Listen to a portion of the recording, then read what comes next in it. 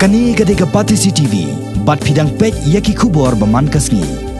Kastie kabalong kakunhun kilong kami kibakrasyan ya Khasi Hills Autonomous District Khasi Social Custom of Lineage Second Amendment Bill arajar khatpra bala menjur dangshan da Khasi Hills Autonomous District Council hanin gesngi kalaitrik unailar kala penher da khas sha uganga prasad ubulong ulat ke jela ba unshan muhorno kham kloy gani ke bil kakong badariti lingdo nang lain de khot jang stie haba ajingkran shakilat pathai kubor kala yathu ba ulat ke jela ula pentem bakashong sarkar jela ban pinstat ya ke jing bishar halor gani ke bil shwabun a ya ke jing menjur nang issue yo punya kendo yo ni submit ya ketuka memorandum yathu ya ke meeting ke bagi ya long mene hantai bodor panhol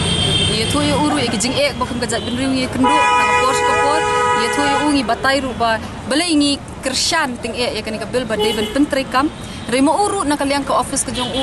batai yang iu maka dan nak proses mo kamdai bamenta-menta tang pengisuan mengi unna nak ban ai tak asen magi dan segi ki group ki bawan ban pen ila ki jong ki opinions ki jong ki jing snow ki jong ki to go head of the state he have to take into consideration the constitution tu ai ngi tak proses ba ong makani kamdai tang na governor ka shong shwa ka sarkar ka jong ka state government kumnu ka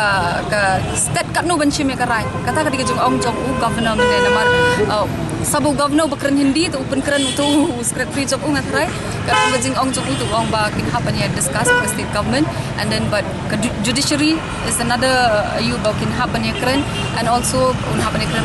ministry of home affairs dan kin take into consideration it is a process ba kamdai overnight mo bakan chujiana mentah-mentah it's going to take some time ngimtip kat nopor kan shimpor tamba utu wong ar lai benai ngimtip kata ka shong sa state government jengiru tenri ko ga bangas ngutenat nak jengikren ba governor mentan bangikren kalau ba mauru open pau ong ka tin hindi ngasno thoi kata ka dikkat mau kata ka jinge ko pi ko bejat benri hang ni pi kendo kadon ngamla ban len kata kadon kata ka jinge henry yakini ek ingi happen study bah ngin happen shim into consideration ek baro bakanung kta yanu